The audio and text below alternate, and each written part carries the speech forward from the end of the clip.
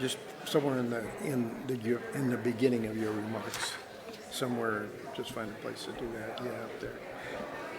And the other thing was the minutes were posted in the back, so the only access that members had to the minutes of the last meeting was on the website through a link in the Sun. So if anybody questions approval, if you put any questions, people in the minutes.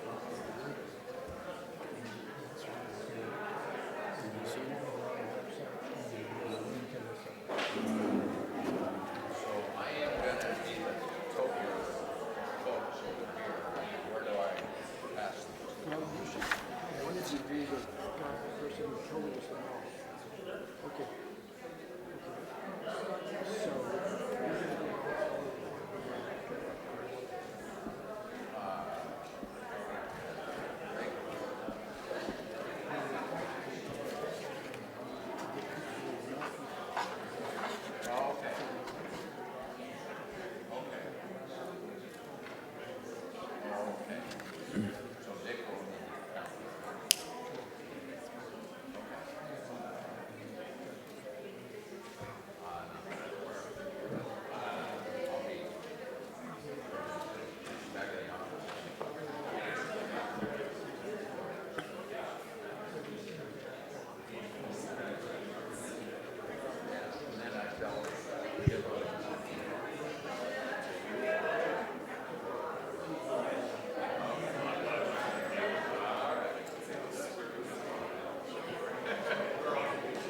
Is this Marianne Winifred that just logged on?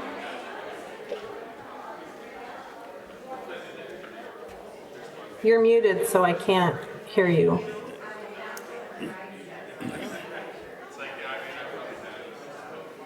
Or whoever is logged on as Marianne, can you add your last name to the to your name so I can see who you are? I can't understand. Yeah, I couldn't understand that either. Anybody on the Zoom, I think knows that trouble understanding from the speaker.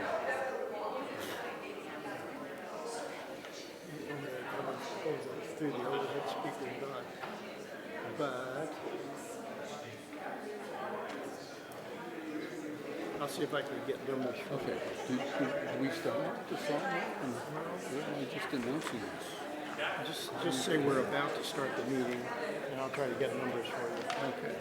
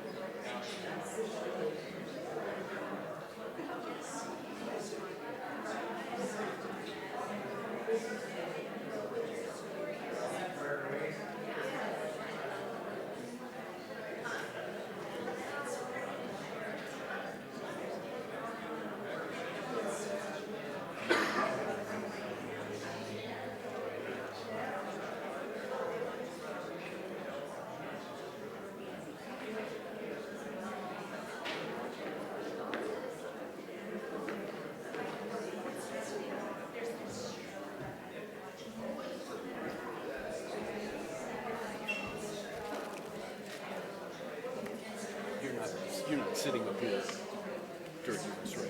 Okay. Keep mine right here, so I'm not going to reread that whole thing. I'm just going to skim it. Okay, all right. Okay.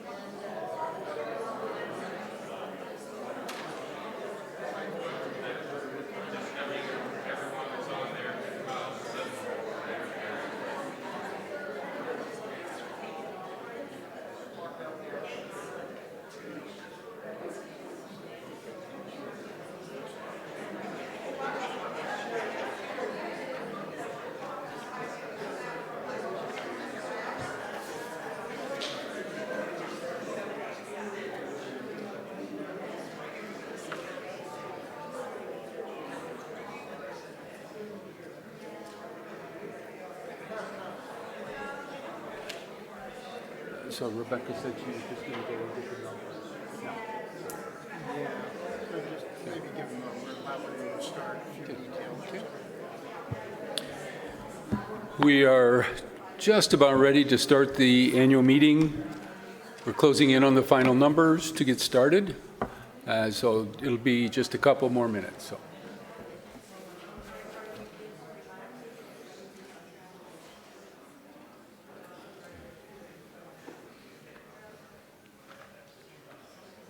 I have my Todd cup of coffee here this morning. So. 48 is here, 48, but I'm going to go check with Rebecca to see if I'm in, so 48 in. Okay. in place. Okay. So you could start on this, and that's Yeah, okay.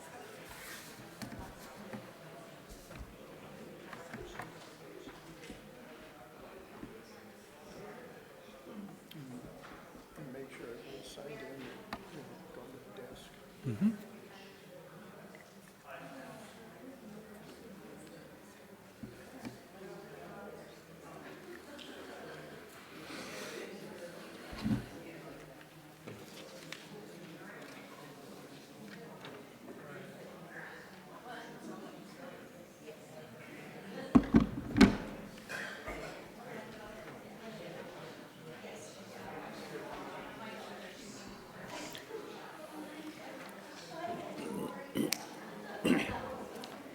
That's the agenda that people have out there. It matches their script.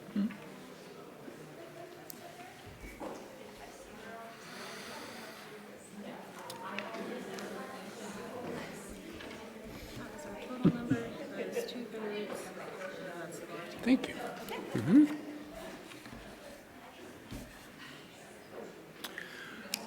Good afternoon. I am Gordon Diddens. The board has appointed me to be moderator for this annual meeting. The 2024 UUCS annual meeting is now called to order. In order to vote during this meeting, you must have already qualified as a voting member and checked in at the tables at the rear. So if anyone has not checked in, now would be a good time to go and check in. We have also persons attending in Zoom who are recognized as voting members are included in the quorum count and will be able to vote during this meeting. I'm informed that we have a base membership of 230 members. The needed quorum of the members in good standing required is 15% of the membership, which is 35 members. The number of members that are present and qualified and on Zoom right now to vote at this point is 53. So we do have a quorum, thus we have a quorum to conduct the business. Regular votes such as one on the budget and elections will be by majority approval, which is at this point, what's half of 53? 27, close enough? 27 votes to approve. Bylaw amendments will be by 2/3 majority vote, which will be 36. And at this point in time, as long as there are no departures from the meeting room or from the Zoom audience, we're good to go. So the vote tellers will monitor the members present by noting when and if a member leaves the sanctuary and the Zoom audience. So the number of votes to approve a motion may change as a result of somebody leaving. This meeting date and time was circulated consistent with our bylaws. However, the agenda, formerly known as the order of business for this meeting, was not circulated at least 14 days in advance in accordance with the bylaws. It was circulated a few days ago. And after that deadline, we will need to suspend the bylaw stating the need for at least 14 days notice of the order of business. Tom Mosier will walk us through that process at this time. Yeah, Tom Mosher here.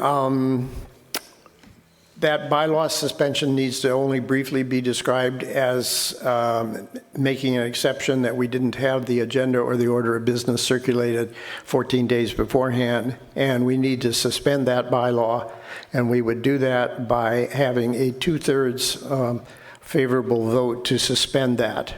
So let's have those in favor of suspending the bylaw that required order of business. Raise your cards to be counted and keep them up so they can be counted by our vote counters.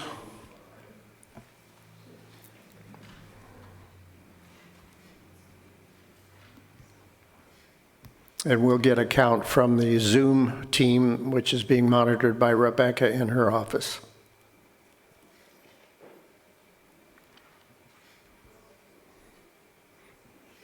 All of you, those here in the room, can lower your cards. And I feel sure that we have passed, but we'll get that for sure.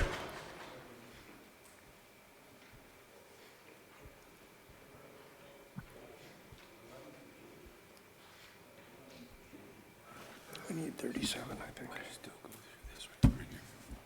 Yeah.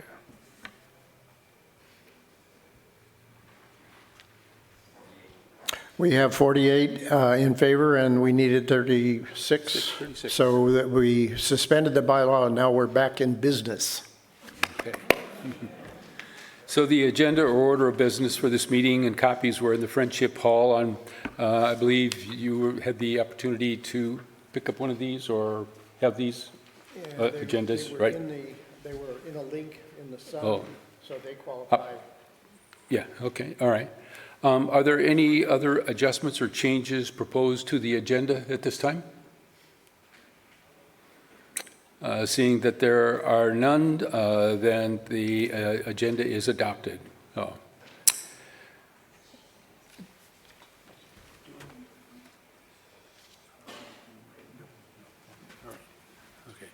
At this time, we will move to some parliamentary comments and rules for the meeting that Tom Mosier will share. Yeah. Tom Mosher again. This is becoming kind of standardized from meeting to meeting, but I've been appointed by the board as a parliamentary advisor. We took care of the order of business, and why there has been a question from someone who asked me absolutely to be their proxy vote. Our bylaws don't allow proxy votes or absentee votes unless the board sets up something to handle absentee votes, which the board has not done, so that's not an issue. We have people all signed in the back and on Zoom. From time to time, if there's a parliamentary question that comes up that I don't have an immediate answer for, we might suspend the meeting for a few moments while we do a little research. I'll be using Robert's Rules of Orders for things that aren't in our bylaws, aren't clarified in our bylaws one way or another. And we're going to try to speed the meeting up. If there's a motion issue that comes up that's in the form of a motion and it's seconded, whether it's approving the budget or whether it's candidates, the moderator can simply ask, is there any objection? And if there is no objection, then he's able to, under our bylaws and Robert's rules, to declare that to be approved. I doubt whether we're going to get into very in-depth, serious debate, but frequently people yell out, call the question, and that's kind of a messy process, so it involves having to vote on whether to stop the discussion and all that stuff. So it's best to try to let our discussion and reasonable debate be timed out, and we do have a timer. Robert Janesian, the person making a motion, can have up to 4 minutes, and he'll use a yellow card. Yellow card means you got, what, 30 seconds left? Okay, so yellow means if you're the speaker, you got 30 seconds, and pink means cut it off. So we'll do that. And that's worked pretty well for us in the past. And we've got a system where we can count votes involving Rebecca, who's monitoring the Zoom group in her office, and she runs in here with any votes from the Zoom group or comments. And they will be relayed through that, or maybe they'll be even able to speak. I'm not sure of the sophistication of our system, but the important thing is being recognized by the moderator, not overtalk anybody that might be speaking, and just be polite and respectful of everyone. No question on that. Let's see.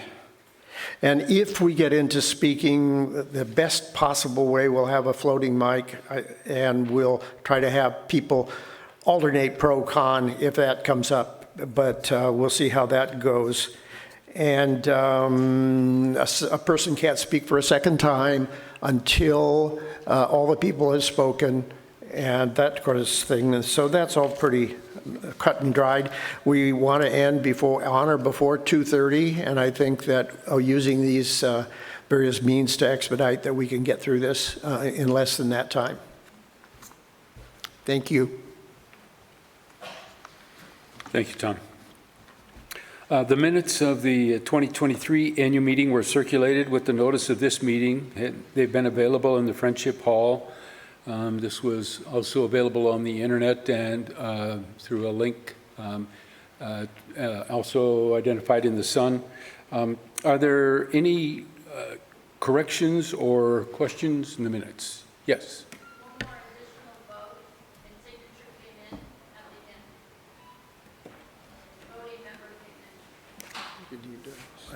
So the number of voting members is now 54. It was 53. Okay.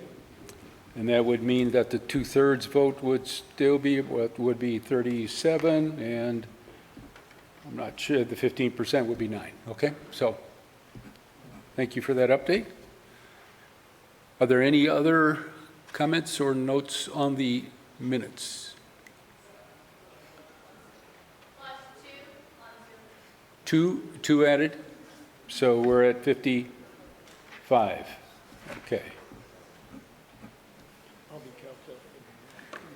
You're going to keep track of it? Yep. Okay. Yeah. Okay. So, 2/3 would be 37. yep. 2/3 is 37, and 15% should be 9, right? Well, it'd be 50%.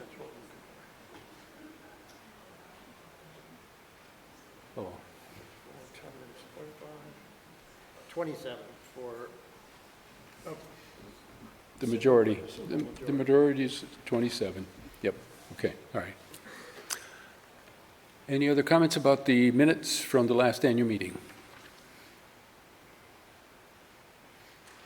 If there are no changes or any other comments, then the minutes are approved.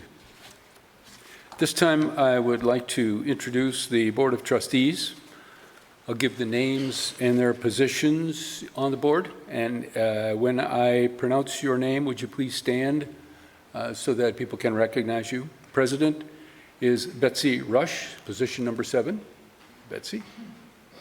Vice President is Doug Deaton, position number 2. There's Doug. Secretary is Tom Mosier, position 1. Treasurer is Dick Burkhart, position 3, and I don't know if Dick is on the Zoom or not. He's on route. Okay, all right. He's trying to make a train connection that maybe didn't work. Oh, all right. Lilia Reardon Rogers, position number 4. Is she here? No, not present. Okay. Catherine Trustle, position number 6. Also on route. Okay. And Luba Johnston, position number 5. There's Luba. Thank you. Let's show our appreciation for these folks as a part of our board.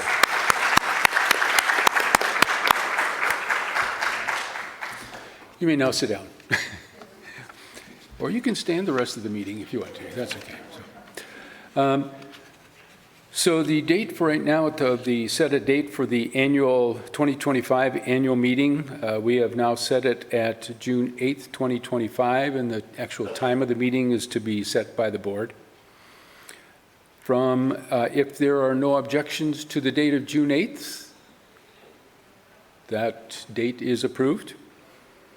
At this time, Jan Wingeroth, where's Jan? She's the chairman of our nominating committee and will present the candidates for election to the Board of Trustees and the nominating team. Jan. Thank you, Gordon. The nominating team consists of Betty Batterborough, Lisa Conger, and Richard Steele is our ex officio past president. We're pleased to present the following wonderful candidates, well qualified: Cindy Fine and Justin Bell. Justin will fill position 7 and a 3-year term, and Cindy will fill position 6, a 3-year term.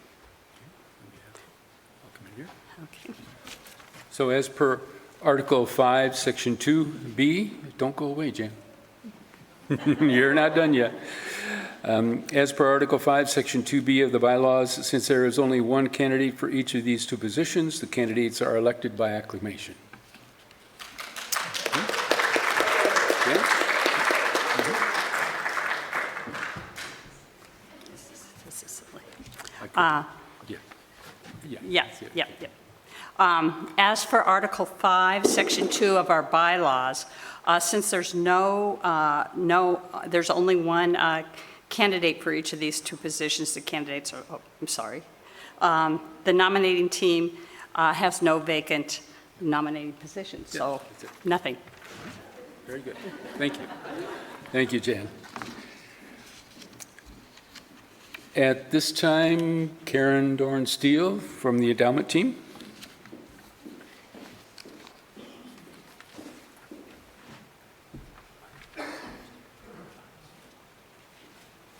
I'm Karen Dorn-Steele, and our current endowment team consists of co-chair Sue Stieritz, who's here, Dan Ekrit, Richard Steele, Shane Gronholtz, and myself. We nominate the following persons to serve 3-year terms: Shane Gronholtz to fill position 4, Mary Giannini to fill position 6, and Tom Bradabo to fill position 7. We're looking forward to our newcomers and to having another good year. By the way, the graph in your reports shows our results as of December of last year. But I just wanted to say that we're up to almost $900,000 in the endowment now. Thank you.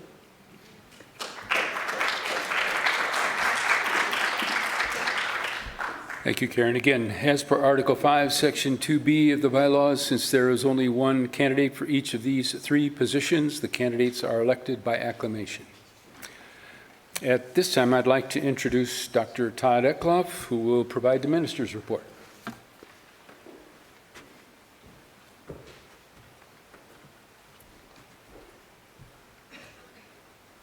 Thank you for that very concise introduction.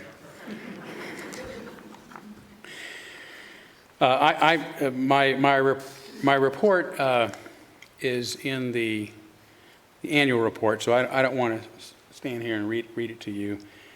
Yeah, there it is. So hopefully you can get a copy online or in the back if you haven't done so already. So I'm just going to hit a couple of highlights. One, I just want to mention there's been I've done a lot of work on North American Unitarian Association. In addition to everything else, I've not done that alone, or it wouldn't be done. I mean, we have a lot of volunteers, many members from this church that are helping that organization really get off the ground, and I still refer to it as getting off the ground. It's been around just over a year now, and most of what we've done actively is really build the foundation to have a successful organization. So we've had some passive funding that has really kept us afloat during all that, thanks to the generosity of a lot of people. We've had passive membership, that is, we're not actively seeking members, but people are coming to it. And right now we have between our members and subscribers, about 1,000 people involved without any active attempts to grow membership. And we have 7 organizational members, including this congregation. So very proud of the direction we're going. I think we're probably going to see some more passive growth after this month, according to what happens at the General Assembly. And then as we have our annual meeting in October here at this church, we're going to be in person and on Zoom. After that, once we get our bylaws in place and get a board that is more than provisional to actually begin visioning, my expectation is we'll start to put systems in place to actively pursue members and to actively fundraise and to actively develop additional services. So to me, this is a very important part of my work here at the Unitarian Universalist Church of Spokane. I know I've heard some talk of this being some sort of maybe extracurricular activity on my part. I don't see it that way at all. It's part of my job is to be involved in denominational affairs. I never thought I would have to be involved in them to the extent that I am, but I really believe that for liberal religion to survive and thrive, and equally as important to me for this congregation to continue in the historic liberal manner and fashion in which it has existed since 1887, it needs NAUA. It needs that support system. So I have spent a lot of time and energy on that, and will continue to do so because I'm getting older, and I'm not going to be around forever, and I will not leave this church in a lurch. I do not want to leave and then see the church fall apart because you can't get a decent minister in here to help lead the charge. Other than that, I do want to read just a little bit of this. You know, one of the things I think that has just been really fantastic these past few years, and I think you will agree with me, is the staff that we have acquired here in our congregation. And you know, I just kind of skimmed through here. You know, we've got Todd Milne, who we got to see the girth of his abilities today, both as our AV technician and expert, as well as an incredible musician and a wonderful person. Todd, we thank you so much for your continued devotion and work for us. And Maura Kegley, I don't know if Maura's, are you still here, Maura? She said she was going to, oh, there you are. Again, I mean, the best pianist we've ever had, and I mean that. You're just incredibly talented, and we love the girth and variety of your music, and obviously the technical skill. And again, your positive and warm presence is also really special. So thank you so much for what you add to our lives. Yeah, yeah, we can clap. You don't have to wait.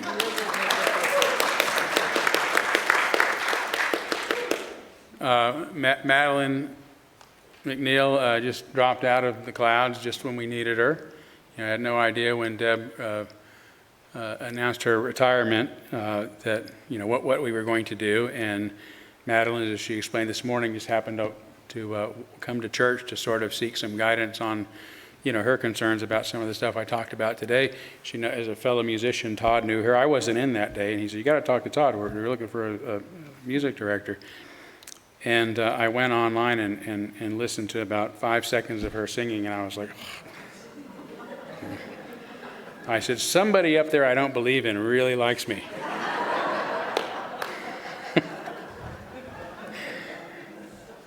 So not only is she incredibly talented, but she's incredibly kind and professional and just a really wonderful presence to our lives at all. Stephanie Groenholz over the past 3 or 4 years has absolutely transformed our religious education program. And I dare say that we would probably have no children here at all were it not for that. We're never going to have the number of children that some in this congregation remember having in the past, because it's simply not the reality we're in. You know, the fact is human population is in decline. People are having fewer children. How they regard those children is a lot different than how people with larger families did, who said, we got to get rid of these kids. Let's take them to church. You know, now it's kind of like, oh, they're bored. Oh, I'm bored. Okay, what are we going to do to entertain you next, you know? So to create a space where the children want to come, because most of their experience is learning how to socialize in a way that will prevent them from becoming, I hope, the next anxious generation. And that is largely thanks to Stephanie's guidance, her professionalism, her knowledge, and her dedication. And we are incredibly I don't even know what the word is at this point, but just, because it'd be too, well, bless, okay? Thanks again, whoever you are. Yes, Emma and Isabella Hernandez, we want to mention them too. They were children who grew up in this church, and now they're both young ladies in college, sisters, and they work as our child care support on Sundays, so that when we do get children that are too young for the other activities, they can go to preschool or child care. So, and they also work other events, so they're not here either, but yes, it's just been wonderful to watch them grow. That whole family is just incredible. I mean, if you get to know the family, but they're so sweet. They always invite us to their celebration parties for their kids, and it's just wonderful. We feel like part of the family when we're there. So, but to see the humor in that family and the humor in those girls, we're very fortunate to not only have them work for us, but to say, wow, they came out of this church. Is that the quality of kids we have, And then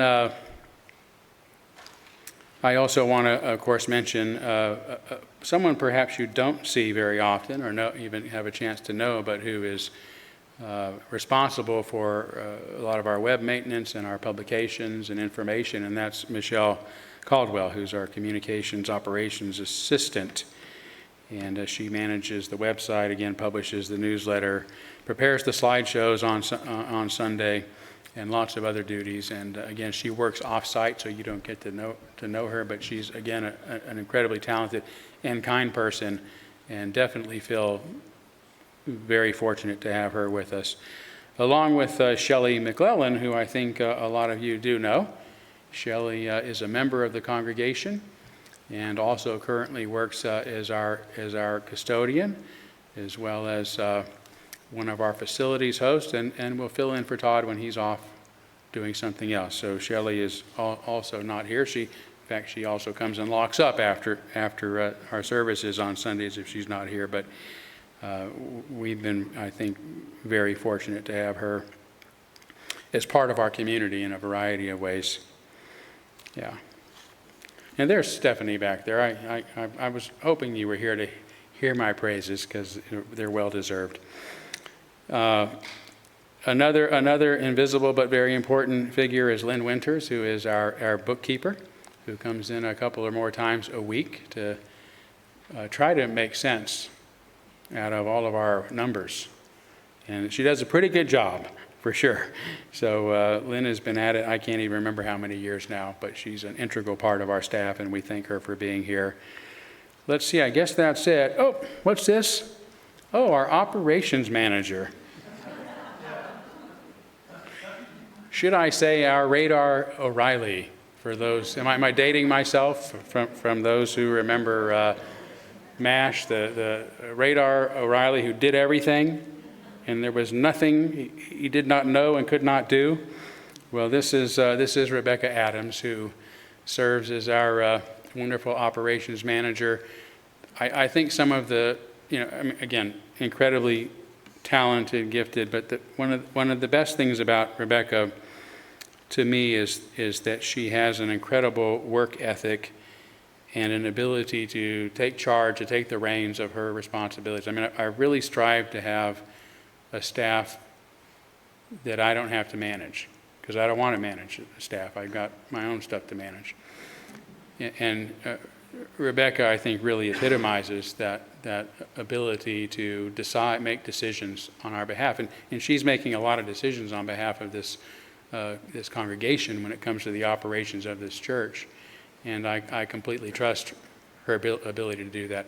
And I know everybody who's worked with her and sees how hard she works, how much she has to deal with, the politeness with which she responds to what is often a chaotic day. Tolerance from some busybodies. And the tolerance of some busybodies. Anyway, Rebecca, we're so fortunate to have you really in an administrative leadership of our congregation, and thank you so much for all you do.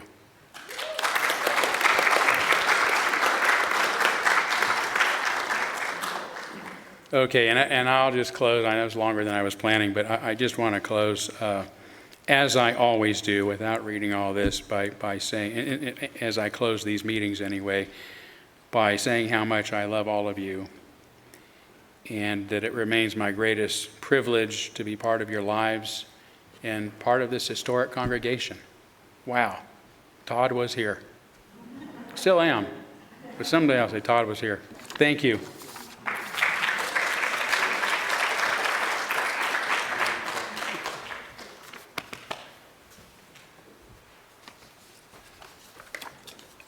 At this time, I'd like to have Betsy Rush come up and give us the Board of Trustees report.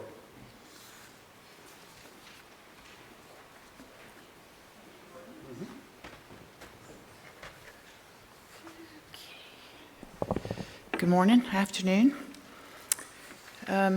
Just like Todd said, my report too, the Board of Trustees report, is also in your the annual report that Rebecca very capably put together, so I won't reprise the whole thing here. Just a few highlights as well, and I won't speak as long as Todd. I'm kind of hungry. Was that applause?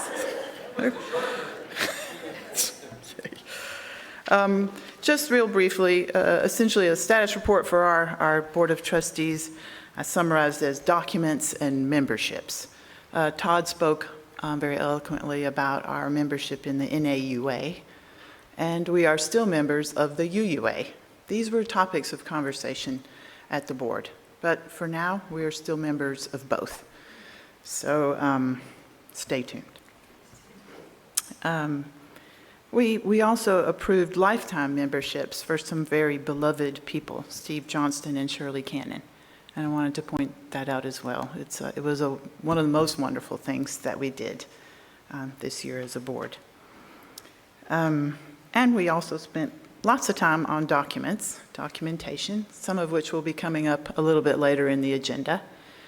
I think most of it you will feel is really good things to add to our bylaws. So, and then one last little thing that we observed as we went through our Board of Trustees year is that we probably should work on a strategic plan. And of course, we can't enjoin the next board or demand or command them to do this task. But Cindy and Tug and everybody that's going to be on the board next year, Tom, it would be an excellent thing to consider as a Board of Trustees. This is not a trivial task. We have not done it really well and thoroughly since Todd arrived here in 2011. And it took a year after we dug into it. It took a year to really put that together. So it will require a lot of us to be involved in that input with the leadership of our board. A strategic plan update would be a good thing. The world has changed a lot since we put that together. So I would like to also thank everybody that helped the Board of Trustees this year. We have a new recording secretary, Marilyn Johnson, who has done a very wonderful and capable job of creating our board meeting minutes, taken over for Dorothy Mill, who did it for many years. I wanted to thank Dr. Todd Eckloff and Rebecca Radar O'Reilly, new nickname, and the entire administrative staff for always supporting us and helping us do this volunteer job. And then a few shout outs to Lynn Janishian, Jean Larson, Sue Stieritz, and so many others, and I'm sorry if I haven't mentioned you, that come to every single board meeting. We're very, very grateful for your support there and keeping us straight, though we're not too orthodox. Okay, so that's it for Board of Trustees report. I see Dick's on the Zoom, so are you ready to do the, I think so. Am I wrong? Okay. I was going to join the Zoom meeting so I could see for sure. Go ahead. All right. So Dick, if you were on the Zoom meeting, are you ready to give the treasurer's report? Well, not really. I don't really have the final numbers before me right now. I thought Rebecca was going to be getting those to me. Somehow I haven't got the final numbers. But I could say something about what they put together, but not the final numbers right now. How about your overarching view as our treasurer. Yeah, this year, our overarching view is that, we did make some progress this year.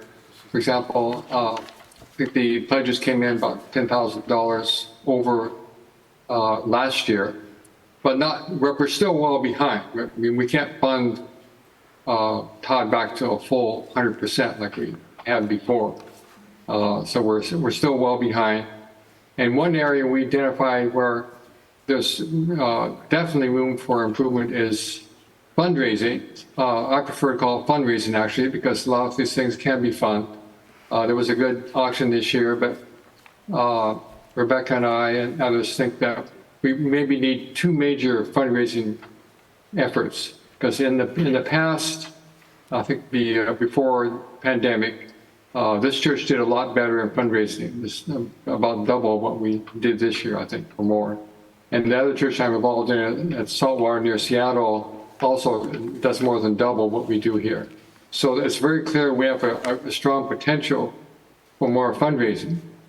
And that, so we're looking for volunteers to help lead that effort. We want to make it, some of us want to make it a major focus on the finance team to build a strong fundraising capability through the future. With a person is explicitly in charge of that who likes it, because I think we're really add to the congregation life if we do that.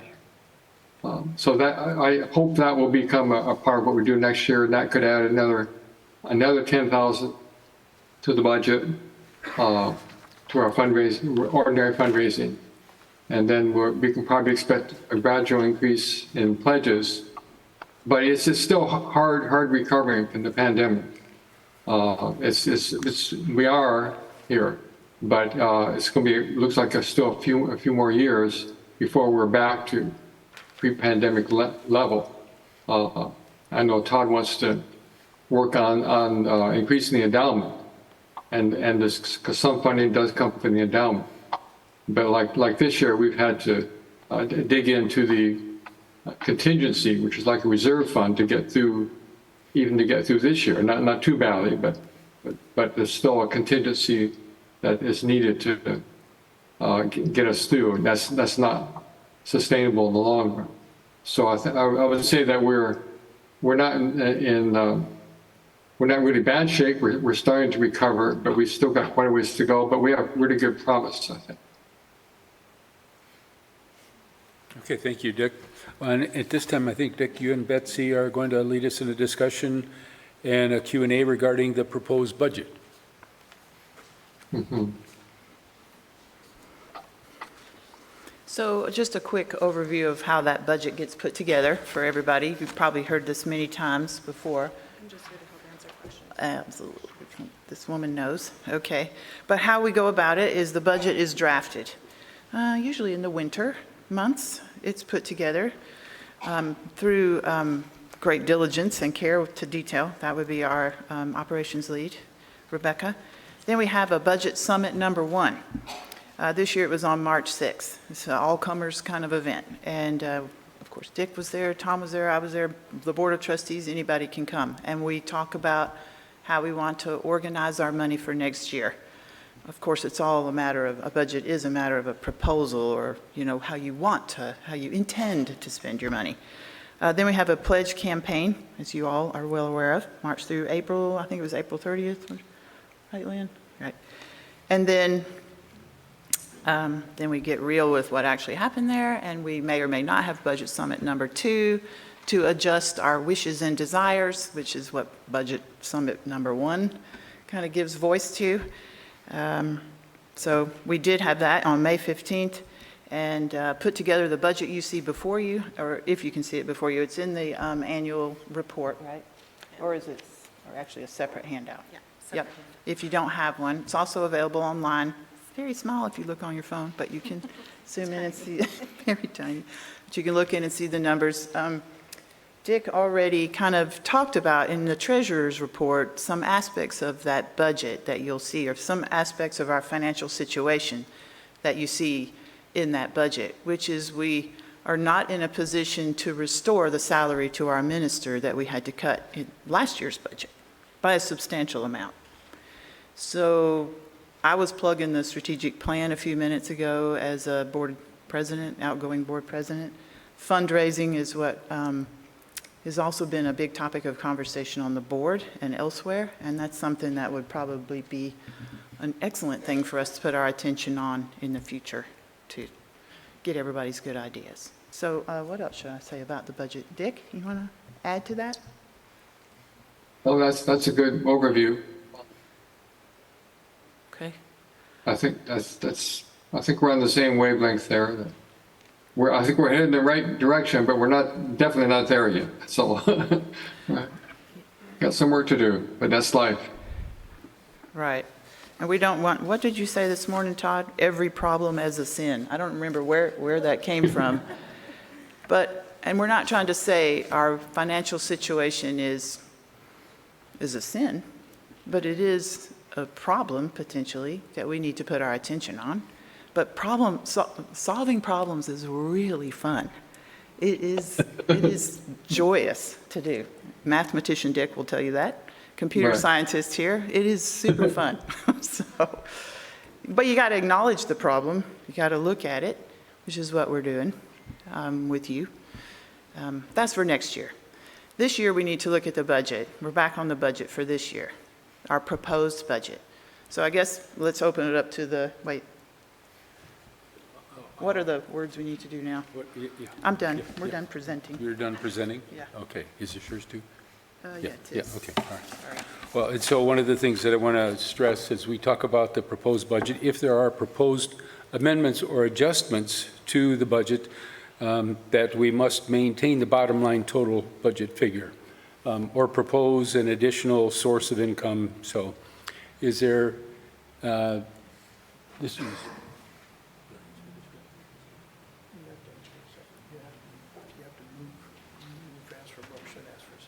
yeah, do I have a motion to adopt the budget? I move.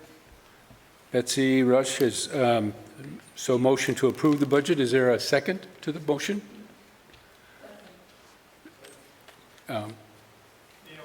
Dale Avery has seconded it, okay. Is there any discussion? If we have no discussion. Oh, okay, go ahead. I have a question as a member, and someone clarify for me, since I don't have a copy up here with me, is there financial support for NAUA in the budget as a line item? Tom, you were in the second budget summit, we added that. I think the board voted $500 for NAUA plus $500 for UUA. Is that correct? Is that my memory correct on that? Yes. Yes, and I just wanted to make that clear so everybody knew that if you didn't have a copy of the budget. And it was felt that was fair. It was pointed out, we still get some services from the UUA. And I think Rebecca, you want to remind us what those services are? She had to leave the room. Oh, okay. I think they had to do, was it like with insurance and things, benefits for staff and things like that? Is that? That's my Remember understanding. right there? Yeah. Yes, things like that. So there's some modest benefits we still get from the UUA, not large, but the feeling was, but we should give them still some return or some support for those few benefits. Okay. Any further questions or discussion? Yes. Just one question, line 57. It's really not a question, there's no money for repair and replacement reserve. And I just wondered if you happen to know how much is in that. Need to repeat the question. So, do you want to go ahead and Go ahead. Okay, so you're going to repeat the question too?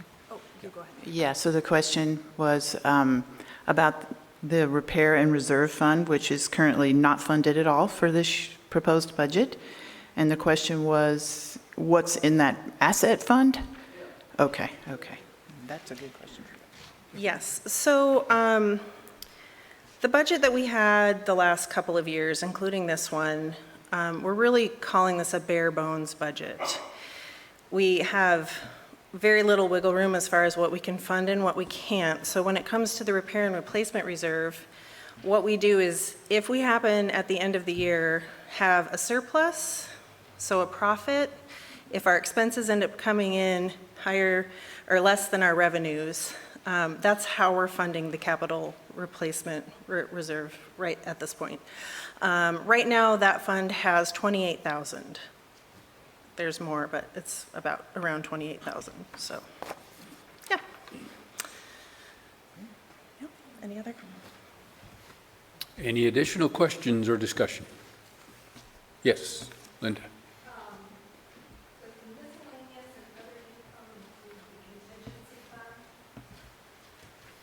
You want to repeat the question again?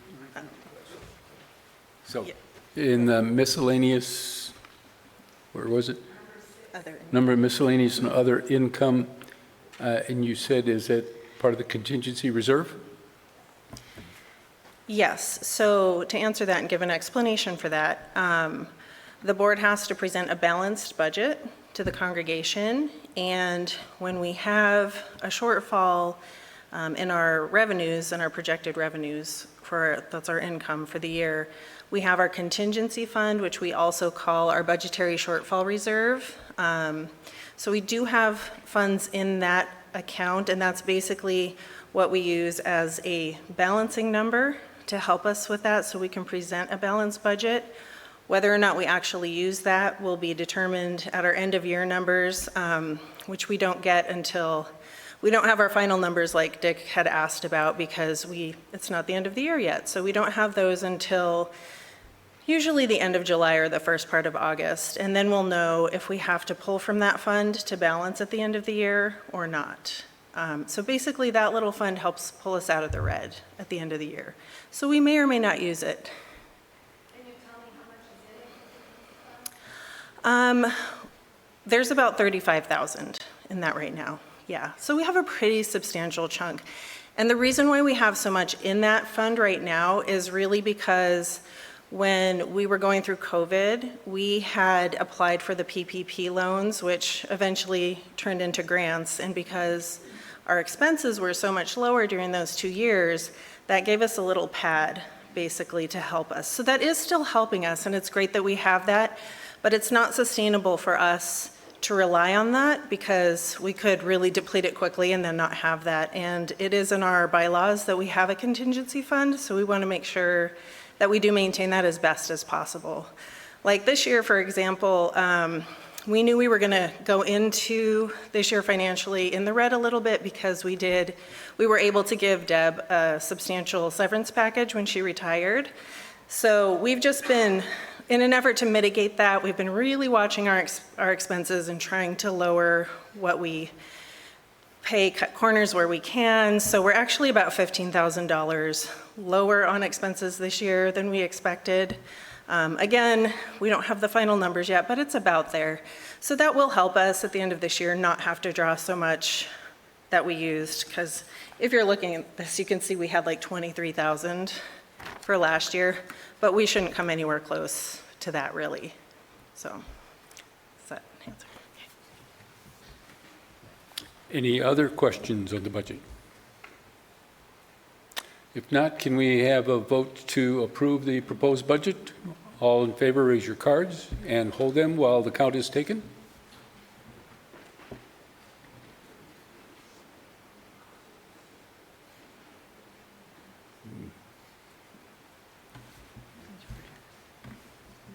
Do we need the count, or do I really just need to, it's more than you can just declare. I can declare, based on almost all the hands being up, that the budget is approved. So, okay. At this time,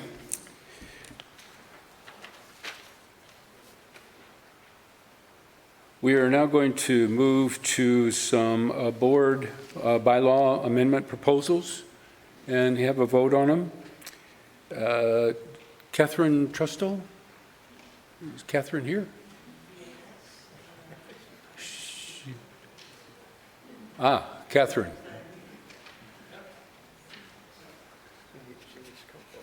You need to come forward, Catherine, and make your proposal here.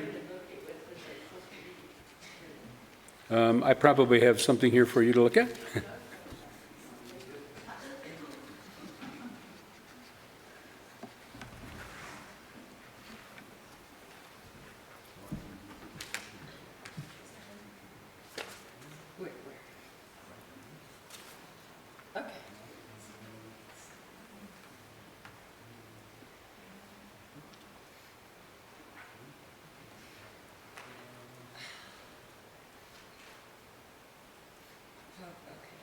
Here it is. Okay, this is it. Yes. Okay. This is my Pride Month hat, by the way. Okay, so, I can give some background if you need background. okay, so motion 1 is, sorry. Okay, for motion 1, no UUCS member, team, or group may issue written, electronic, and/or virtual statements or media releases using the terms Unitarian Universalist Church of Spokane, UUCS, Unitarian Universalist Association, or UUA, which implicitly states or implies representations of either the entire UUCS membership or UUA, unless either organization has approved such statement or media releases. Is it clear to everybody what that means? Okay. Okay. So just to be clear, what Catherine is doing is she is moving to amend Article 9, the Public Relations, Section 1, by deleting existing language and replacing it with the words and the verbiage that she just shared. What is being deleted is the following: no staff, minister, team, group, member, friend, or trustee of the church may represent UUCS or the UUA, issue written statements, or make media releases in the name of or containing the name of UUCS or UUA unless approved by the board. Those are the words that are being deleted. What she shared was what was being added. I can give some background. Oh, go ahead. Hold on. Yeah, just by way of explanation and some background, what Gordon just read essentially said that every use of UUCS or UUA had to have approval of the board, and that is kind of problematic, and the board only meets once a month, and sometimes we skip the December meeting, and that gave the Social Justice Council a great disadvantage because they wanted to use UUCS in signing of a petition, and they couldn't because the board wasn't going to meet till about 7 weeks later. So we thought that we should change that so that as long that you can use those names or letters, as long as you don't say it represents the entire organization. And this came from the instigation, kind word, by Nancy Avery, and we reviewed it, Nancy reviewed it, and Todd reviewed it, and felt pretty comfortable that we could do this. So that's essentially the background and the motion, and we need a second on that. Do I have a second for the motion? Yes. Second, Joe seconds it. All right. Is there any other discussion? Question? Yes, Dick.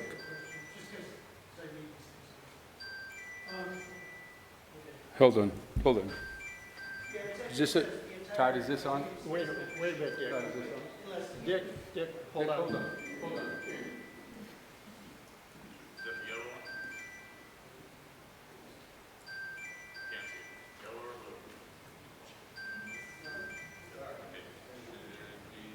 Okay, so I have both a comment and a suggestion. So it says that the implicitly states or implies the representation of either the entire UUCS membership or UUA unless either organization has approved such a statement or media release. I would suggest that the word either, because that suggests that, for example, the UUA could approve it if we didn't, if it applied to us the way that the wording is, to something like the affected organization has approved such statement or media release.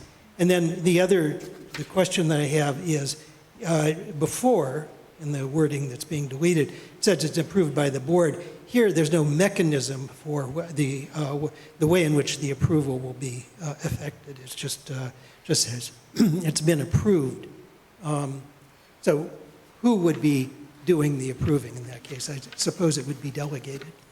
The entire intent was that we didn't need approval from anybody. That was a problem initially. But as long as, like for instance, if I write a letter to the editor and sign it as Tom Mosier, member UUCS, that's okay because I'm not representing the church in whatever opinion I might write in the paper. So as long as someone is not doing that, now if somebody does that, it's a faux pas, and we didn't see any way to be able to police that. But your suggestion of rewording, I didn't get a note of that because that would have to be an amendment, and we need to vote on that. But so give me the rewording on the amendment so I can note it down here and then repeat it.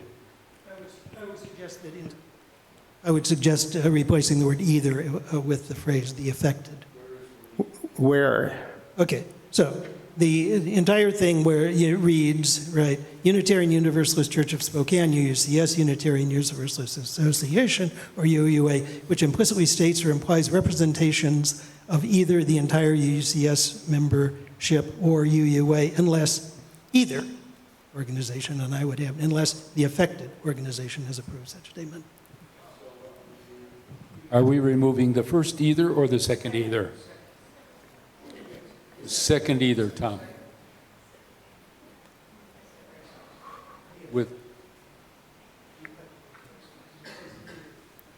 Okay, so it's replace the second either with the affected organization.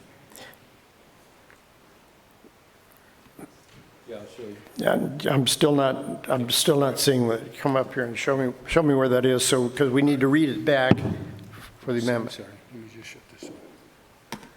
Okay, so right here, where we've got implies it's this either right here. What are you going to do with it? The second with the unless. Say that again. Unless the affected organization. Unless the affected organization has approved such statements. Okay, so we have a proposed amendment which would read, no UUCS member, team, or group may issue written, electronic, and/or virtual statements or media releases using the terms, and I'll be brief here, UUCS or UUA, which implicitly states or implies representation of the entire UUCS membership or UUA unless, and this is the replacement, replace either, so it says unless the affected organization has approved such statement. Now, do we have, that's a proposed amendment. Do we have a second to that? We have a second. So now we vote on the amendment. So we would, and I'll just kind of run through this. Hold on. Karen, We have a comment here on Karen, Zoom. did you have a question? Or Yeah, I have a comment or a question. When you say approved by the affected organization, my understanding would be that in most cases that would be the board of the organization, unless like an annual meeting like this approved it. Is that correct? That would mean the board normally? Unless approved would be yes, unless this whole organization has approved a position, or if it's repeating a UUA position, it would be that the UUA has passed something like a GA or something like that. No, but I'm asking if, let's say for this church, if the board approved a statement on behalf of the whole church, is that regarded as acceptable, or would it have to be at an annual meeting, a motion at an annual meeting? The intent is that it be the entire organization, and the board would not be the body that could do that. And that's not what it says. It doesn't say the board. It says Because normally the board speaks for the whole organization in between annual meetings, and maybe that needs some clarification. Because that, or comment anyway by others, what they think about that.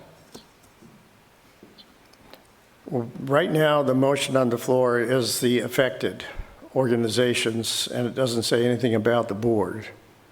Yeah, but I'm trying to figure out if it actually means the board in practice or if the board is excluded. It only means an annual meeting. Well, I'm kind of the almost lawyer point of me comes out and says if it doesn't say the board, then it doesn't include the board. I don't find that quite, because again, normally the board would speak for the organization, between meetings, annual meetings, and so that's not very clear to me. Well, that was part of the problem that they were trying to solve, Dick, was to not have things to go to the board, because that was where the hangup was before. No, but going to the board would only be like in this new case, if you want to speak on behalf of the whole church, and under this new setup, the only way you could speak on behalf of the whole church would be if the whole church. That was the intent of the way it was written. Yeah, go ahead. Okay, we're going to have a clarifying comment, and we're still in a comment and discussion about the amendment to the motion. Yeah, I know this, it sounds complicated, but it's really not, right? If our church is taking a position on something like gay marriage, right, and somebody wanted to speak on behalf of the church and representing the church, they could say, yes, we support gay marriage. If it's an issue that the church has not spoken about, or an issue that the UUA hasn't issued a statement on, then we couldn't claim that the UUA, that we're speaking on behalf of the UUA or UUCS. So what this is doing is just sort of clarifying that as long as somebody doesn't, if somebody expresses their opinion and is cautious not to say I'm representing the position of the church, then they are in alignment with our bylaws. So yes, absolutely. If any position that is taken by the church has to be taken by the church. So that doesn't leave a lot. We haven't taken a lot of written positions. So there's not a lot of people that can actually represent the opinion of the church publicly. But you're free as UUCS members to represent your opinion as a UUCS member. So don't think it's complicated. It's sort of standing operating procedure. It's just the way the old one was written. It basically prohibited any of us from saying anything about UUCS, and that was not the intention. So we're just sort of making it more of a common sense approach.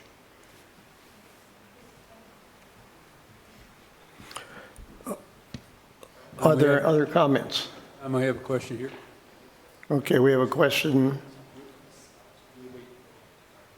We have a question or comment from Karen Yeah, I Dornstein. have a question, just for clarification. This came up, if I'm recalling correctly, because the Social Justice Coordinating Committee, excuse me, wanted to sign a petition in favor of a ceasefire in the current situation in Israel, and some other stances that UUJME was taking.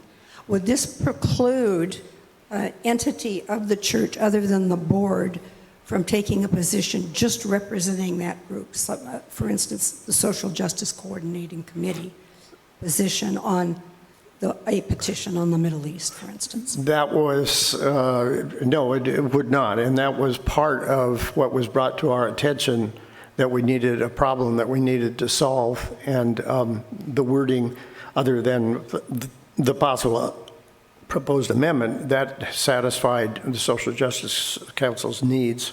And we got the same kind of support from Todd that it would be an issue that would be resolved and give more flexibility.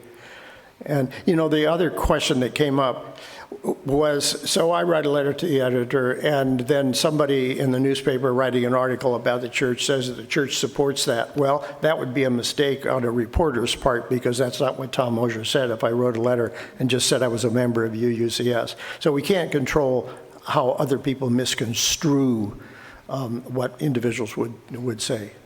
So any more comments on the amendment to change the wording toward the end to say unless either organization, to change to say unless the affected organization? That's the motion on the floor. It's been moved and seconded.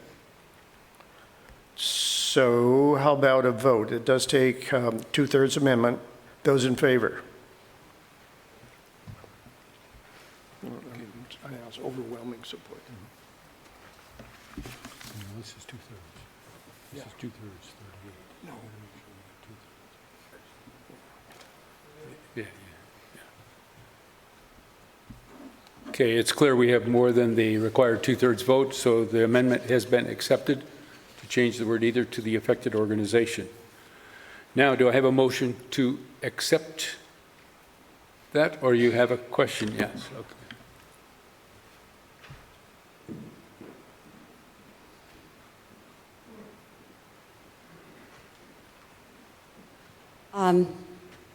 I'm Kylie Glubrecht, just a member of the church. I think the other half of what he asked is really important. I don't think, well, okay, it says the entire congregation. That refers to representing the entire congregation. It does not speak to how a statement would be approved.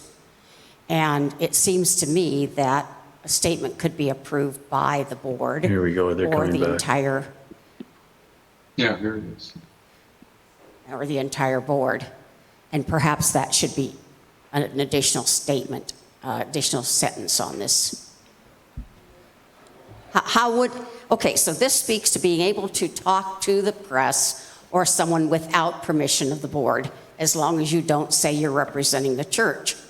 What if you want to make a statement that does represent the church? How does one go about getting approval for that? Right. That was my question. Okay, let me deal with that question first. The only way would be to bring the issue to the congregation at a special congregational meeting or at the annual meeting. That's what I'm saying. There is no process for what you're asking in this way it's worded right now. Mm-hmm.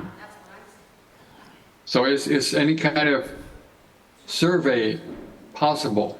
But I think if it was, someone suggested, Rebecca suggested it would have to have a form of some kind. I can see how a survey could be possible, but it would have to have a mechanism which is not specified. And it'd have to be spelled out what would qualify as a legitimate survey. Okay, we've had two comments. So we have another one. We have another one. And we have another one, discussion here. yeah. Nancy Avery. All I wanted to do is be able to write an article to the newspaper speaking about, say, Pride, and representing myself as Nancy Avery, Pride Team Leader at UUCS. Or if, as a member of the Social Justice Coordinating Council, that we would be approved to sign a petition as the Social Justice Coordinating Council of the UU Church, so that we are not speaking for the church. And that's all I asked to have clarified, so that we could do the business that we feel is right, speaking as the council or speaking as the Pride Team Leader. One more comment from Susan Tyler Babker. Thank you. I just have a question. I don't have the bylaws in front of me, but I thought we had a process for having to call a congregational meeting if we wanted to make a statement, and it's already in the bylaws, isn't it? Yes, there is a well-defined process to call special congregational meetings, either by the minister, a certain number of members, or I think a certain number of board members, a majority of the board. So we have a process to call a special congregational meeting. Any more comments before we, I see one comment coming up. It's me? Yeah. Please give your name. I'm sorry, I don't recognize the name. I'm Shelley O'Rourke. And I think that if I read that the Social Justice Committee of the church had put forth a statement, I would think that that was representative of the whole church. I don't think I would read it as it was just the committee unless, I don't know. I think this is more, whoever said this was simple, was that Todd? I don't see anything ever being as simple, but no, I don't see this as being quite so simple. Thank you. Dick has another comment online. Yeah, in my church in Seattle, the Saltwater Church, we've had a long-term practice on our Social Justice Committee of signing things and issuing statements, but always only in the name of that committee and not in the name of the whole church. And that's worked very, very well. And I'd like to see the same thing in Spokane, so that the Justice Committee or the Pride Committee could sign something in the name of their committee and not have to go through a special congregational meeting or an annual meeting to get the full support of the congregation, because that's quite a hassle. So I would ask the question then, what does that signature look like? Does it look like Social Justice Committee of UUCS? Does it look like? I would say, see, right now, he gave an example where he could sign as an individual. And I think a committee should be, like a committee chair could sign on behalf of a committee if they had the approval of the committee. I think that would be perfectly legitimate. But I think that could be clarified too. That's what basically Nancy was asking for, I think. That is exactly what the bylaw covers for. I gave an example of me as an individual because that's come up, not necessarily me, but any individual. And then you've just raised the issue, can the Social Justice Coordinating Council issue something in the name of that council? And that's exactly what they can do because they're not representing the whole church. Right. But do they just call them the Social Justice Committee without saying where they're from? They do, okay. I just want to make sure we're clear, so.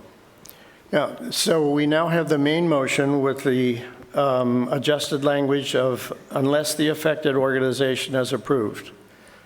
So that is that. It's a main motion now, and it simply needs to be voted on. I'll turn that over to Gordon.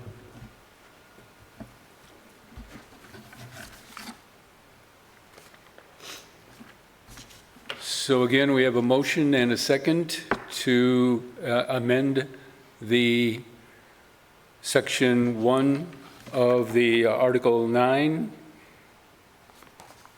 to replace the second word either with the affected organization. All in favor? We already passed the amendment. Now Yeah, but there's- voting on the whole thing. I thought we already did that? We already did we Okay, accepted the amendment. so now I need do we need a motion and a second again to accept this? The main motion's already been moved and seconded and adjusted, so we just need a vote. So we now need a 2/3 vote to accept. So all in favor, please raise your hands. And it is clearly a more than a 2/3 majority. It is hereby. Well, let's count. Oh, let's count it? Okay, leave it up. We need to count up while they're on the. Got it. Okay.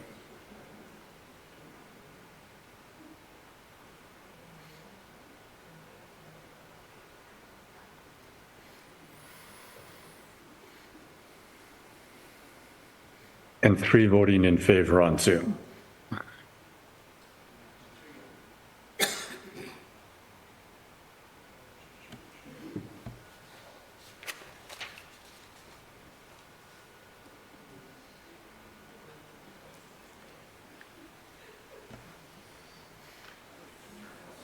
Rebecca, do we have a count from the Zoom members? 3. Okay. No, sorry, can I revise that to 4? We had a late hand. 4 on Zoom.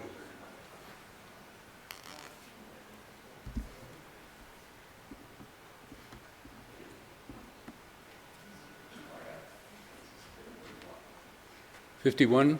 Okay. Does that include the 4? That's 51 on the floor? 51 plus. Okay, so 55 total. Lower your cards. Okay, Declared the amendment is passed. Okay, moving on. Motion number 2. Doug Deaton? Is Doug still here? There he is. Okay.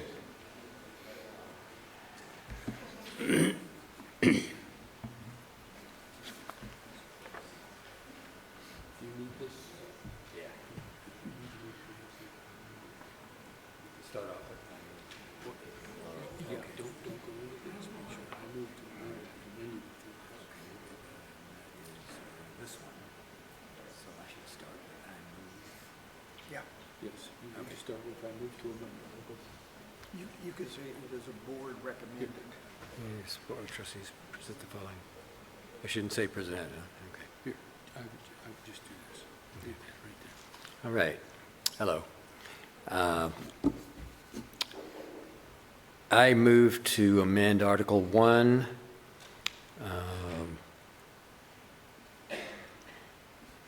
My name? Doug Deaton? No, what does that mean? This is the name, purpose. Name, purpose, and governance by adding a new section 3 and renumber section 3. This is very confusing. Section. Right here, just go ahead and say that. We, the members of the UCS, affirm and promote the following as guidance for our church and ourselves. The inherent worth and dignity of every person. B, justice, equality, and compassion in human relations. C, acceptance of one another and encouragement to spiritual growth. D, a free and responsible search for truth and meaning. E, the right of conscience and the use of the democratic process in our church and in society at large. F, the goal of world community with peace, liberty, and justice for all. And G, respect for the interdependent web of existence of which we are all a part. So Doug has so moved. Do we have a second? In a second? Yep. So we can have, Doug, can you explain what this is, or do we need to have? I can get that. You can do it? Okay. Tom will give background. I'll give some background here. As a board member, there were a number of comments that came to the board about, since there's a good chance that UUA will be eliminating the actual verbatim statements of the 7 principles, that we might, as some other churches have done, simply incorporate the 7 principles into our own bylaws and putting them under the overall title of name, purpose, and government in Article 1, and then renumbering the subsequent sections seemed like a thing we should bring to the congregation. So here it is for you all to decide whether to add that to our bylaws or not.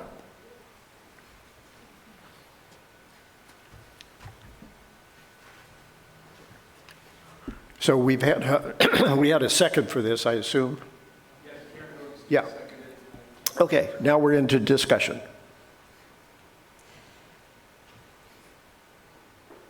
Two years ago, the Board of Trustees presented a revised set of bylaws for congregational approval, which, while now clarified, most of us can agree that they remain quite cumbersome.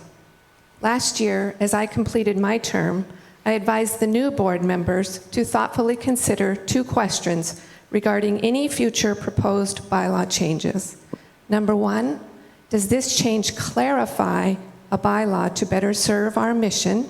Or number 2, does this addition address and provide a solution to a current problem? If the answer is no, we are merely adding to an already lengthy and complicated document. People who don't typically consult our bylaws for their work here are not going to refer to this document to find 7 guiding principles. And people who do need to consult our bylaws frequently will now simply have more words to sort through. I love the 7 principles, and I am sad to see them be revised into something unrecognizable by the UUA. However, sticking them into our bylaws document will not make them any more dear to us. I will vote against this today, but in the future would love to engage in conversations about how we can better preserve, display, or even more importantly, act on our 7 principles. Okay, that was a comment against. Is there a comment for? So we can see if we can alternate things here a bit. Okay, I see 2 hands raised. First was from Catherine, and then from Susan. Well, Lynn, I really agree with much of what you said, but I think that in this case, adding this to our bylaws is a way of solving a current problem. And the current problem is that we don't have clarity yet going forward about stating what our values are as long as we are part of the UUA. And so I think this clarifies, at least for those of us who are worried about that, it's making a statement. It's saying these are some basic beliefs that we're operating under. So that's how I see it, as solving the problem of the fact that we are still a member of the UUA. Maybe we won't need it after that. So that was a statement in favor. Is there a statement opposed? Okay, we're over here at Susan Kyler Babkirk. I have 2 comments. First, is that a typo on B? Because in the 7 principles, it's actually justice, equity, and compassion. And I would say that that needs to be changed to equity because that's what it's always been. And I think that's a better statement in my mind for the meaning of that clause. But secondly, I would also agree with Lynn that I'm not sure that it belongs in the bylaws, thank you, words, yes. It starts to approach a creed, which I've always been very happy that our church doesn't have one necessarily, but that we rally around principles. And even though I love these 7 principles, and I also am concerned about what's happening with the change and complete reorganization of what they are from the UU end, I feel like it's more fluid, even though we've had these for so long. I would rather have the fluidity and not have it be entrenched in our bylaws. Okay, let me clarify, Susan. When you suggested or asked whether there was a miswording, I didn't have my copy in front of me. Can you clarify that so we can see if that was? Yeah, in the 7 principles, B actually reads justice, equity, and compassion in human relations, and not justice, equality. And I would suggest that we change that in this motion so that it says equity, which is what is in the 7 principles. I would say that what is printed there is probably is a typo, and that would be my fault. If it said equity in the actual seven principles, that's what we intended to do. We juggled the wording a little bit to make it in context with our bylaws, but we intended it to be fundamentally the same. So with permission of the motion maker, Doug Deaton, and the second, we'll do that. Equality will become equity, and then we're in the process of still discussing before we take a vote. We have a comment online. Yeah, so I'm in favor of this because I agree that it does solve a current problem. And I think it's very wise for the UUA, for example, to have, it's a very long document, the UUA bylaws. But right up front, you see what we're really about, the 7 principles there. And I think the same thing here, if you have this right up front, that will sort of tell everyone we're about. But I think what I would anticipate is that we don't know what's going to happen in the next few years. I would regard these as probably interim, that if the UUA changes course or we get into NAWA or something else, we may want to do something, improve these in some ways. But I think it's really important now to have that kind of guiding set of principles there. And principles are radically different than a creed. You don't have to believe in principles in the sense that you could be thrown out because you don't like a covenant. You can't be out of covenant with a principle. They're principles, they're guiding lights, and they're not designed for anything creedal. They're just to be how we interpret and guide ourselves. And so I think that is a very important distinction to make. It's our guiding principles, and it should be something like that. I think should be in every mission statement for every organization. Except it's not. Instead of mission statements, tend to be focused on some kind of action. And here it's not particular actions, but it's the principles we use to guide our actions and how we do things. 30 seconds, Dick. So I think that's very appropriate. I agree with Dick, and I also think it's important in terms of the timing of the evolution of our denomination. At the next UUA session, this is going to be voted on, up or down. These 7 principles may go away, and they are the historic principles that have guided our church, and I think they should be here for this purpose, to send a signal, to be one of the churches in the nation sending a signal that we adhere to the historic 7 principles of our denomination. Okay, one more comment. I see a comment from Joe King.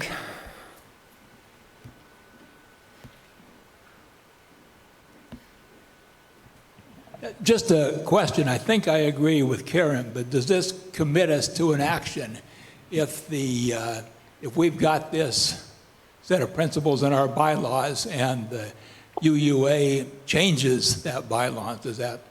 You've got this conflict in, does that commit us? Seems to me to kind of commit us to go in what is on everybody's mind. Do we stay in the UUA or not? Well, my answer to that is the way the bylaw is written, it doesn't have anything to do with our status with UUA. That would be something that may come up later in some other situation. No more comments? Up to you, Gordon. We need to... Okay, we will need to, hold on. Did I see another hand somewhere? Oh, excuse me.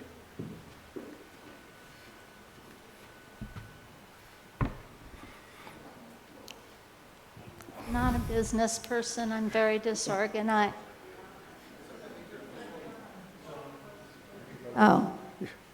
To me, this is about the principles. It is not about business. So the only reason I'm a Unitarian is because of those principles. So I think it needs to be somewhere, even if it's inconvenient. Okay, that was a statement I think in favor of.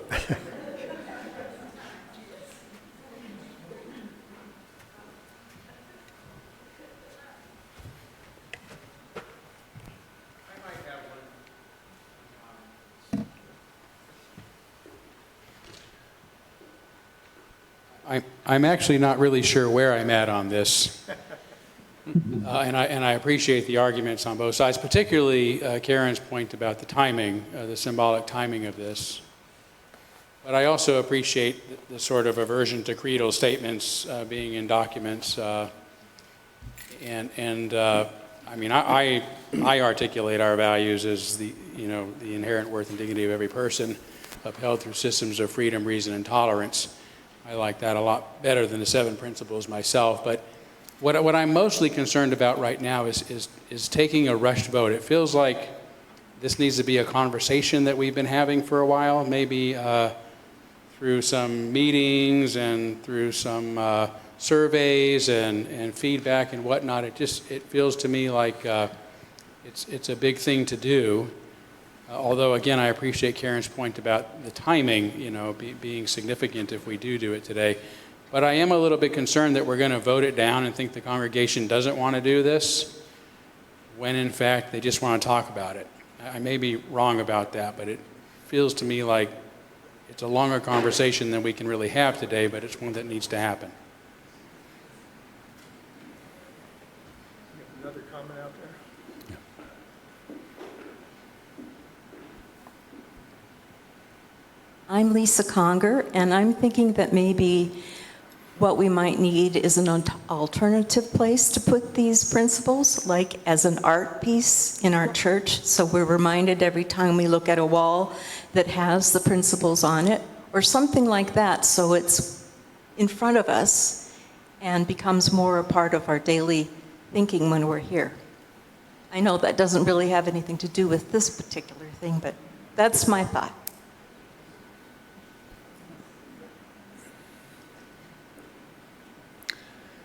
Is there any further discussion? Yes. Okay. Todd's getting his steps in now. I'm Sue Watchering, and I'm not sure that it belongs in the bylaws either.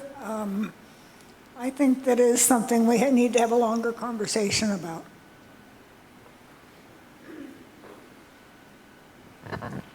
I'm Don Willingham. My opinion is we want to get those damn things in our bylaws so it stands for our church. And I'm afraid if we fool around long enough, it won't happen. Is there, okay. I'm Sue Stieritz, and I really thought this was going to be a very simple decision for me. I knew coming in here what I was going to do, but each of you have presented your sides so convincingly that now I'm very confused. When we learn as a congregation what is taking place at General Assembly, which I wonder if all of us really know, the impacts that are going to come out of this meeting. And so that's why I felt so strongly about this being somewhere. Our bylaws sounded fine. I think we need to have more education so that as a congregation, when we see what comes from this GA coming up, we'll know better what we want and where we want these put.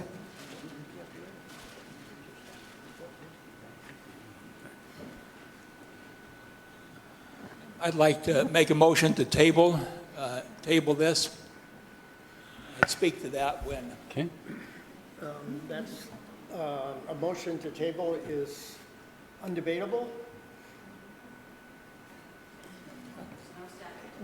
Hold it, let me check that for sure. Let's make sure we have that right.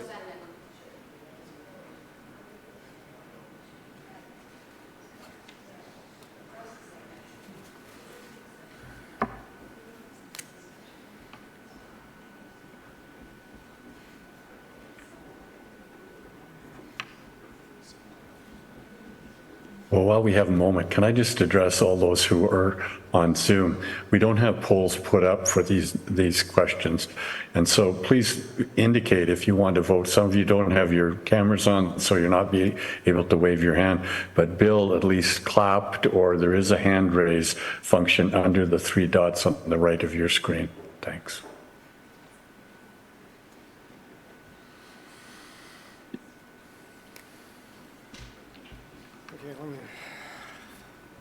Let me read here. Go. Okay. Okay, a motion to table. The purpose of a motion to lay on the table is to enable an assembly by majority vote and without debate to lay a pending question aside temporarily when something else of immediate urgency has arisen or when something else needs to be addressed before consideration of the pending question is resumed. In ordinary societies, it is rarely needed and hence seldom in order. So the intent from Robert's rules is that we would set this aside until the end of the meeting and take it up again. So that's what we would be voting on, but it doesn't, so to speak, doesn't get rid of it for this meeting.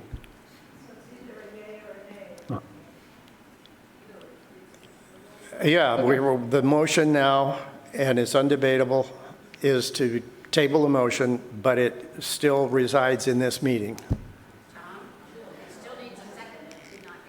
It doesn't,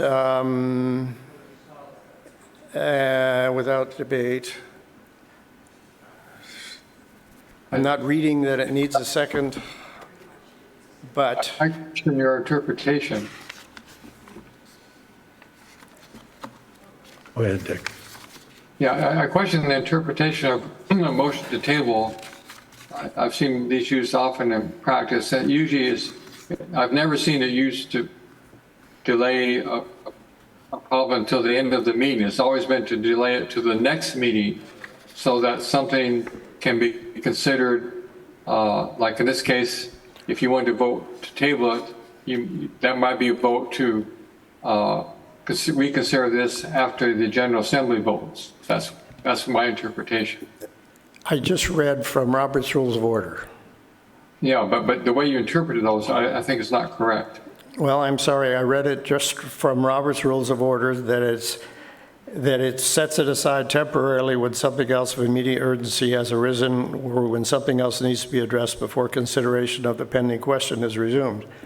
Right. Now, if one wants to just simply postpone this until the next annual meeting or special meeting called for this purpose, that would be a different motion. And that might be what somebody wants to do.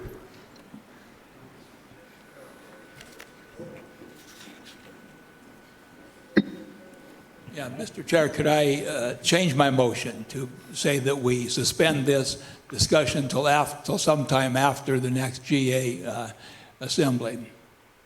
We would consider it sometime after that would be the motion I'd make. Okay, a motion has been made to essentially put this current motion aside to be considered at a later date. Is that a fair wording? Without any specifics about when that would be? Okay, the motion then is that, and that motion needs a second. And I see a second. So it's been seconded, so now we're talking about the motion to put this issue aside to a later date unspecified in time. All in favor? No, we need discussion. I thought you said it was not debatable. That was on the motion to table. Now, this is an open motion, so it's subject to a 50% majority, and it's subject to debate. So we have a comment from Darrell. I'd just like to have a clarification. Can this process happen while we're still debating the original amendment? Yeah, it's a secondary motion to do that, and if it passes, that's it. If it fails, then we're back to the original motion. Well, I had something to say, and now I can't say it, I guess.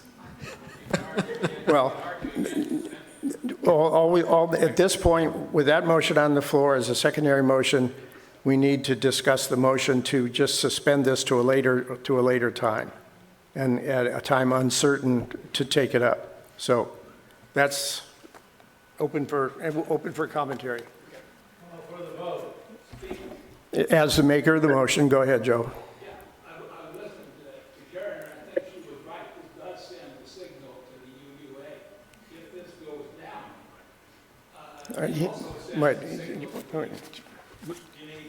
wait a minute, you need to be on a mic. Oh, sorry.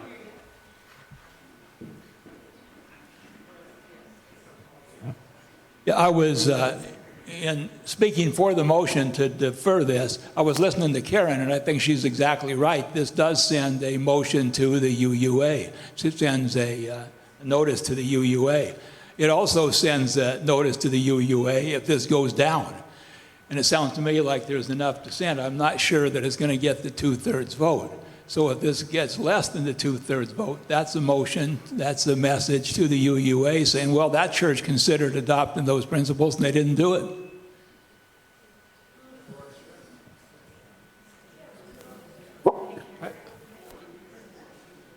I have two comments, Darrell Vanderland, and the first is, I don't think the UUA really cares what we do or think. The second is, I'm going to oppose this motion to suspend. I think, as Karen said and some other people have said, I think the principles need to be somewhere until we find a better place for them. Let's put them in the bylaws. If we find a better place for them at some point, we can put them there and take them out of the bylaws. It's a simple, fairly process. And I think it's almost for sure that the UUA is going to adopt the Article 2 changes. I think it's almost certain, so I think we should put these someplace. We have another comment from Tom Bradbow. The comment is, let's wait and see what the UUA says. I think we should tell the UUA what we have to say, that the 7 principles are why some of us are here. So let's put it in the bylaws and let them see what we have to say. Well, as far as addressing the motion to suspend discussion now and take it up at a later date, that's the motion on the floor? Yes, I know, and I am in favor of getting it in our bylaws today, not waiting for a later date. Okay. Yeah. That would be against the motion on the floor. Correct. Yeah. And this is the 50%. There's another comment online from Bill Morkill. Go ahead, Bill. Hey, good afternoon, everyone. The 7 principles are the glue that keeps me involved in this church. I would suggest 2 things. One, put the 7 principles in the bylaws, sunset that act a year from now, provided that space has been identified and used to put the principles on a wall in our church.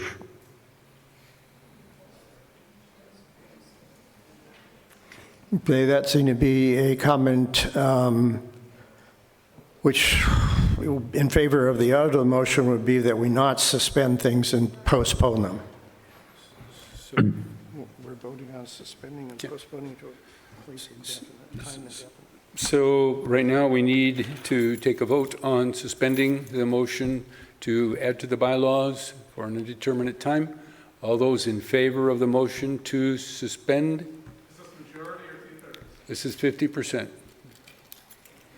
All in favor of the motion to suspend?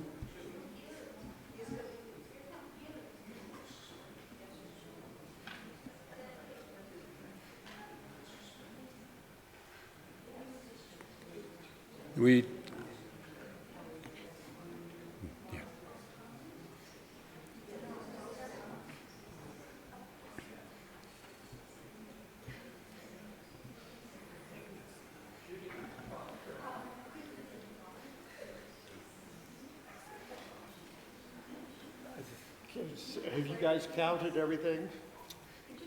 Yeah. Okay, what we're voting on right now is the motion to suspend the amendment that has been presented to add the 7 principles to the bylaws. We're voting yes or no, so all in favor of suspending motion 2, please raise your cards and hold them high. And to take it up at a later date was part of Joe's original. Yeah.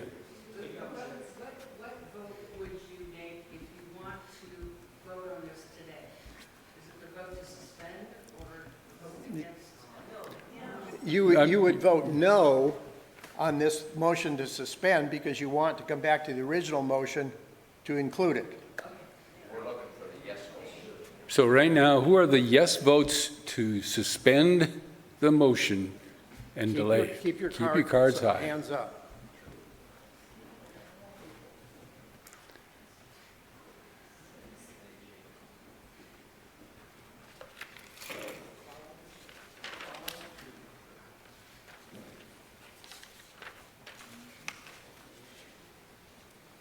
This is where we need 50%. 29.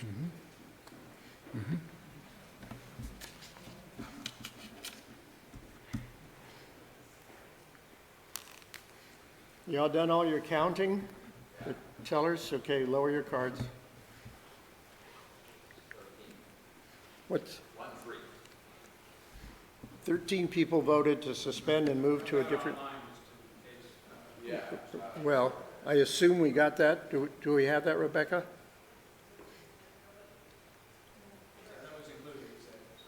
Yeah. It was included, 13, okay. So the motion to suspend is not passed. Okay. Now we are back to the motion to Include it. Include 7 foot. to include the 7 principles in our bylaws. We have a motion, we have a second from Karen Dorn Steele. All those, is there any further discussion, or have we had enough discussion? Well, I guess after that vote, you could ask for some more discussion. Is there more discussion on the motion 2 to add the 7 principles to our bylaws? Is there any further discussion on that? Vote to put it on the bylaws. Just a second. Right now, I'm just asking if there's any more discussion. I see no hands. All in favor of adding the 7 principles to our bylaws, please raise and hold their cards up. And renumbering as appropriate. And renumbering as appropriate,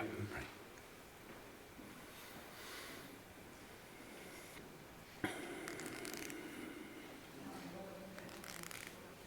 This takes 2/3. Mm-hmm. I get 2/3. 38. Yeah. Unless somebody's left, which we've heard no word of. Unless somebody's left, which we've heard no word of. Right.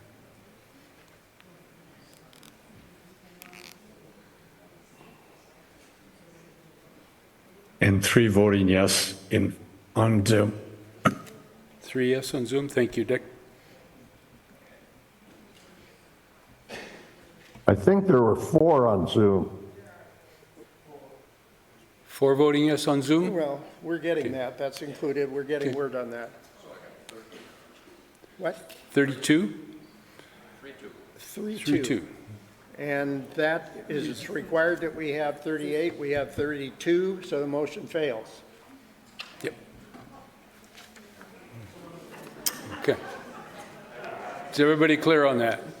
Motion has failed. We did not get a full 2/3 vote. So, moving on to motion number 3. Lynn Janesian, you want to come and give us motion number 3? I got LJ here. Isn't that you? No. Who's LJ? Oh, Luba. I'm sorry. Luba. You know, if I'd have read the paper here, I'd have seen your name. Sorry about that. That's okay. So please make sure you start out by saying I move. I move article. Okay. Yeah, yes, I'm not, I'm not Lynn, I am Luba Johnston, and I have the pleasure to moving something that is dear to me and maybe to everybody.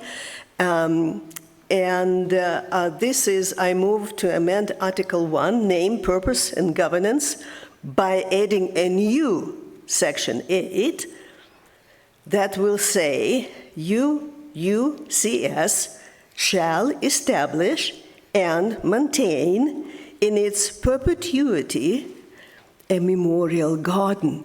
And you know, when I was reading this, number 8, if you put it horizontally, it's eternity. Let's keep it in eternity. We need a second. Yeah, second.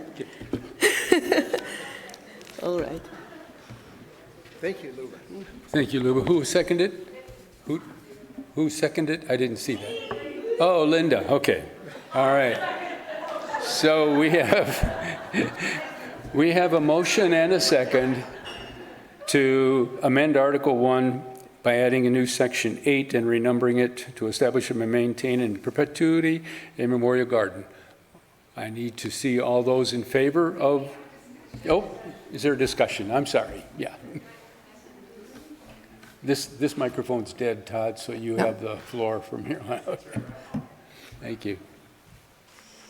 I love the Memorial Garden and am a dedicated member of its team. Yet I am voting against this proposal. Again, as a reminder from my previous statement, I think it is essential that any proposed bylaw change or addition either clarifies an existing bylaw to better serve our mission or addresses and solves a current problem. Here, we have no problem. Thanks to the long-time commitment of members like Linda Green, Jean Larson, and Judy Gammon, the garden has thrived for over 20 years without any issues. We work closely with and are dependent on operations to carry out our self-created internal charge and for all contract and bookkeeping requirements. This proposed addition to the bylaws didn't come from the team, but from the Board of Trustees, which goes against our policy governance principles. If the concern of the congregation is that the memorial garden might be overlooked for some reason, or should something ever happen to this team, the board could at any time add a clear and concise statement to our policies and procedures manual, such as operations shall not fail to ensure the maintenance of a memorial garden in perpetuity. In the grand scheme of things, adding the memorial garden to the bylaws will not be disastrous for UUCS, but I appreciate the opportunity to explain why, as a member of the team, I am voting against this proposal.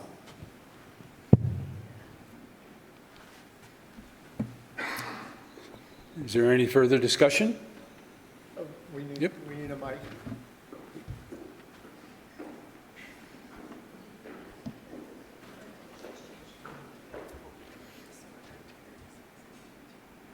I think it's very important for us to remember that the Memorial Garden is a permanent thing. Even if this church is demolished, we will have the Memorial Garden. And we need to have some sort of an indication, a permanent indication, and that would be the bylaws. The Memorial Garden exists and is important. Another thing, though, I notice is that it says that this was proposed by the board, but Jean Larson proposed this article a long time ago, and Tom and Jean have talked back and forth on this, and Jean says it has to be shown that it's from the Memorial Garden team, and so I just want to make sure that Jean knows that I spoke in her favor. She's not able to be here, but it was actually proposed by Jean Larson, not by the board. It was through the board. It was required to go to the board so that it could go to see how it's going to be shown in the bylaws, if it is in the bylaws. Okay. Ask for someone opposed if there's any. Just a minute. She's got one over there. So I just have a question. To me, perpetuity means forever, right? What would happen if the church, you talked about demolished, but what if it got sold? What would, we can't guarantee that if we sell it. I mean, I don't understand how we could guarantee perpetuity. But then that's sort of my legal background, I guess. Todd, Judy has something in the back.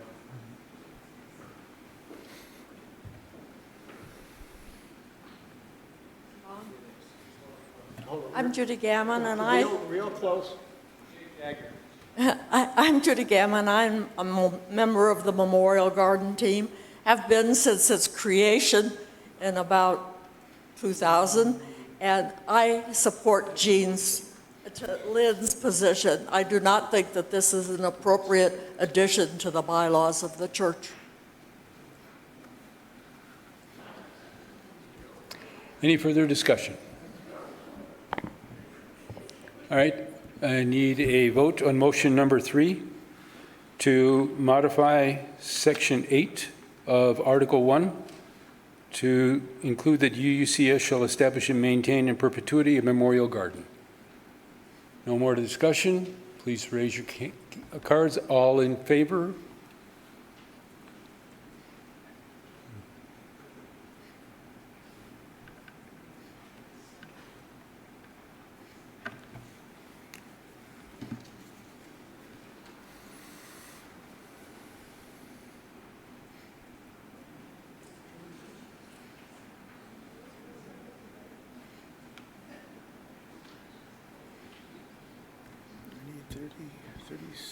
Mm-hmm. 36.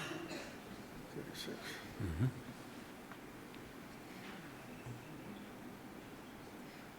You might announce that because some people left, there's less. I was going to do that, yeah. 19? 19, the actual amount, number of votes required to pass was 2/3 votes, which has gone from 38 down to 36 since a couple of people have left. We do not have enough to pass this. This amendment has failed. At this time, we are at the end point of the meeting. We are not completely through the agenda.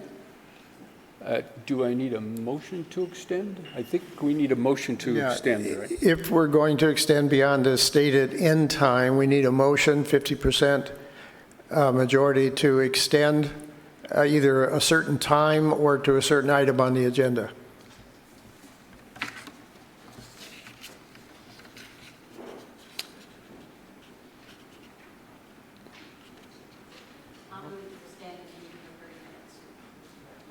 We have a motion to extend the meeting for 30 minutes. Do we have a second? And a motion and a second to extend. All in favor? Place your cards up. 30 minutes. And we're losing people, so we're Yeah, going to have to yeah. do a count. Yep.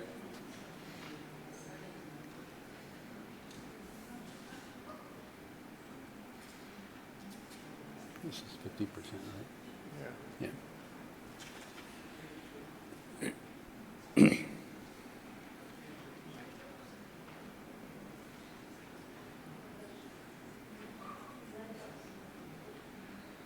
Okay, you can put your cards down. We're waiting for a count from the Zoom meeting, and then we have probably a new total voting members, which will change the percentage, change the numbers. So we got to play with that. There's 3 voting yes on Zoom. Okay, thank you.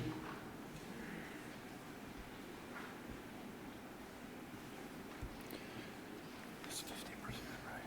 This is 50%. Yeah, 50%, but we don't know what the total number is. Yeah.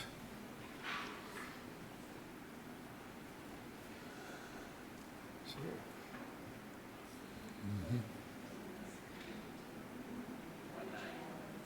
19? yeah, We but need- do we know a changed number on the number of eligible voters? All those, oh, What? no, we need the 50%.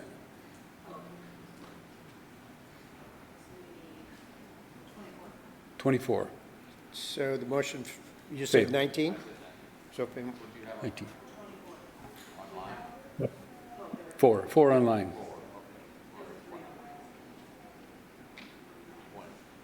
20? so how much? Okay. 20, and we need 27? We need 24. So the motion to extend has failed, right? Yep, so you could declare I the meeting declare adjourned. this meeting adjourned. Okay. Thank you, everybody, for enduring.